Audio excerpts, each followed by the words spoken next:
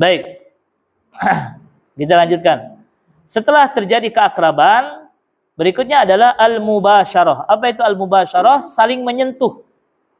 Nah itu, ya, saling menyentuh. Ini mohon maaf agak vulgar, tapi memang itu adalah adab. Sunnahnya di malam pertama, saling menyentuh. Apalagi seorang wanita itu, perempuan itu suka disentuh.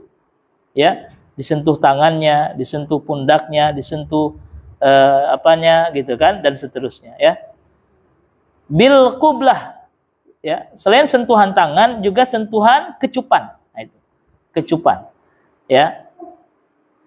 Kemudian selain kecupan juga adalah pelukan. Ini saya tidak akan menjelaskan lebih detail, yang penting poin-poin itunya aja. Ya, poin-poin itunya aja. Ya, jadi pertama apa Ibu? Sentuhan, yang kedua apa? Kecupan, yang ketiga apa? Pelukan. Nah, itu. Qoblal jima, sebelum jima. Ya, jima ya artinya hubungan badan. Ya, hubungan badan, ya. Jadi perlunya namanya muqaddimah, pembukaan disebutnya itu, ya, pembukaan atau pemanasan, begitu ya. Jadi jangan main cap gabru, gitu kan. Jangan main cap gabru, ya. Tapi harus benar-benar ya alon-alon gitu kalau bahasa kolot mah, ya, alon-alon, santai begitu ya. Seperti itu.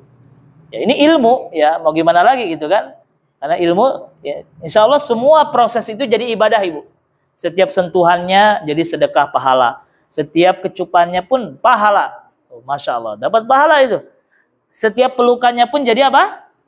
Pahala. Mau digedor-gedor ku hansip. Moal. Malah anu ngarahan gitu, moal. Ya. Ya. Setiap setiap kenikmatannya itu pun menjadi sedekah, menjadi pahala Ibu. Sebaliknya zina, Ibu tahu zina, hubungan di luar nikah, ya sebaliknya dosa itu, setiap sentuhannya dosa, kecupannya dosa, pelukannya dosa, ya, kemudian hubungan badannya pun dosa, terus dikali lipat berapa dosanya tuh, ya. Nauzubillahi min dzalik. Ya. Nah itu Ibu ya. Jadi tidak usah diperjelas ya. Saya yakin Ibu pun sudah paham sebenarnya ya. Sudah paham akan hal itu. Dan sudah pengalaman. Ibu ya. Baik. Kita lanjutkan. Ya. Iya. Ketika suami dan ibunya pun sudah on ya, sudah on ya. Apa itu on? Ya, sudah siap gitu kan.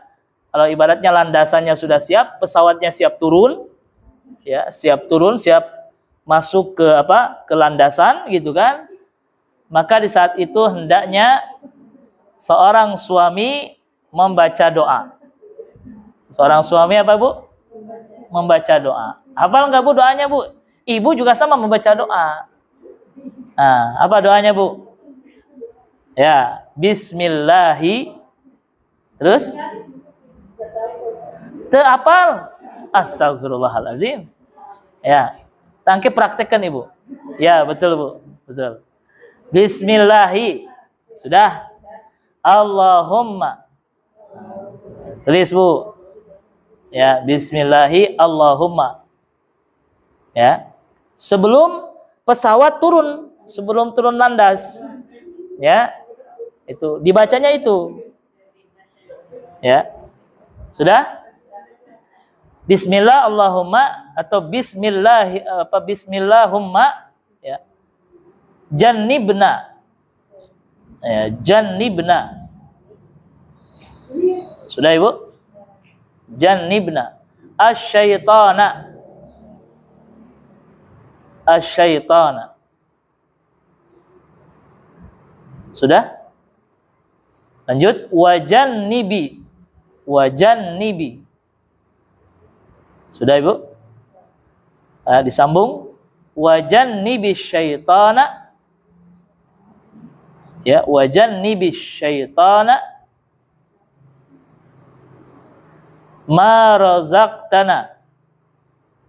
Ma razaqtana. Nah, udah segitu aja. Ya, pendek kok. Ya, sekali lagi. Bismillah. Allahumma jannibna syaitana wa jannibis syaitana ma razaqtana. Artinya bismillah dengan menyebut nama Allah, ya. Sampai karena kita akan menerima nikmat. Kita akan menerima nikmat. Ya, kita sebut nama Allah sebagai bentuk syukur karena Allah yang ngasih apa? Ngasih nikmat. Ya, kita diajarkan bersyukur dengan menyebut namanya, tidak menyebut yang lain. Ya. Ya. Allahumma ya Allah. Jannibna asyaitan. Jauhkan dari kami setan. Itu menunjukkan bahwa setan itu selalu nguntit.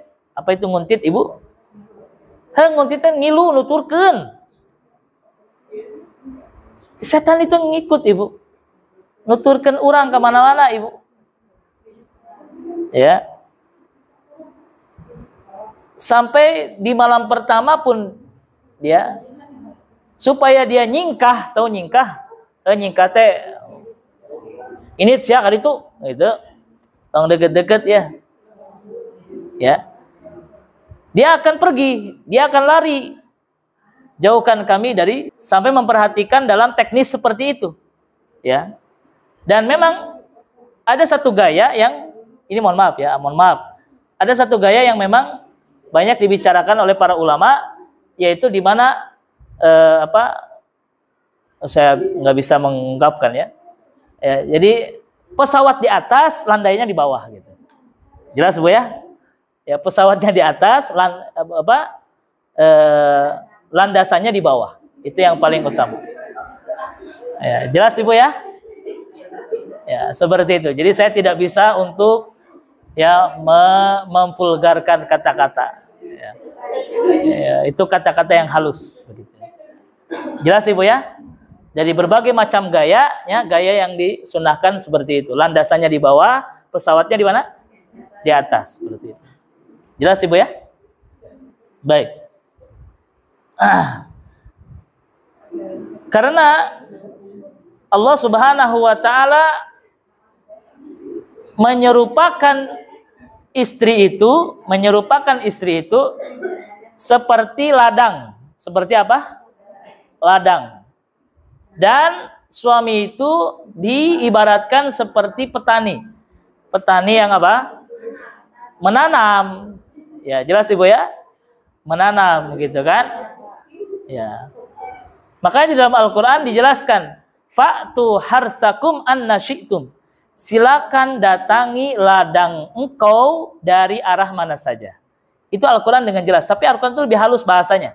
Silahkan datangi ladangmu dari arah mana saja selama ladangnya itu, ya, seperti itu, ya. Dan juga disebutkan dalam hadis Nabi SAW, mukbilatan wa mudbiratan makana fil faraj. Mau dari arah depan, mau dari arah belakang, selama landasannya itu. Jelas Ibu ya? Selama landasannya itu, ya. Ini ilmu Bu, pengajian ya, memang agak-agak jorok, agak-agak gimana gitu ya. Tetapi itu memang bagian daripada adab seperti itu. Iya. Iya. Kemudian adab berikutnya Ibu ya, tahrimud dubur. Diharamkan dari lubang kotoran yang tadi kita sebutkan tadi. Ya, haram itu hukumnya. Ya. Haram hukumnya. Baik. Ya. Kemudian tidak boleh pesawat turun ke bandara yang sedang head. Paham maksudnya? Jadi kalau bandaranya lagi diperbaiki, lagi dibersihkan, lagi banyak itu, maka pesawatnya jangan dulu turun. Ya, perempuan yang sedang head tidak boleh melakukan hubungan badan. Tapi kalau hanya sekedar sentuhan, ya, kecupan, pelukan, itu boleh, silahkan. Yang tidak boleh itu adalah ya melakukan jima ketika sedang apa? Haid. Wayah nawe si bapana prek heula. Tapi kalau sekedar peluk-pelukan silahkan. Ya, romantisan silahkan. Yang tidak boleh itu ya melakukan hubungan itu, ya. Baik. Sebagaimana dijelaskan dalam sebuah hadis, man ata haidan, barang siapa yang mendatangi istrinya yang sedang haid, au imra'atan fi duburiha, atau mendatangi istrinya dari, mohon maaf, dari arah tempat keluarnya kotoran. Ya, dari arah tempat keluarnya atau dubur, disebutnya apa? Dubur. Au kahinan, atau mendatangi dukun. Tuh, disamakan dengan mendatangi apa? Dukun. Fasaddaqahu bima yaqul, dan dia mempercayai ramalan dari dukun itu, maka dikafara, maka dia telah kufur dengan apa yang diturunkan kepada Nabi Muhammad sallallahu alaihi wasallam. Bagaimana kalau tidak sengaja? Ya, kalau tidak sengaja, mungkin atau tidak? Ya mungkin saja gitu kan, tiba-tiba keluar darah gitu kan. Ya, maka sebagian ulama ada yang menjelaskan harus membayar kifarat. Harus membayar kifarat ya sebanyak 1 koin dinar ya. 1 koin dinar atau dirham seperti itu. Dan sebagian ulama yang lain ya dia hanya beristighfar saja. Ya, beristighfar meminta ampun kepada Allah Subhanahu wa taala itu sudah cukup. Jelas Ibu ya?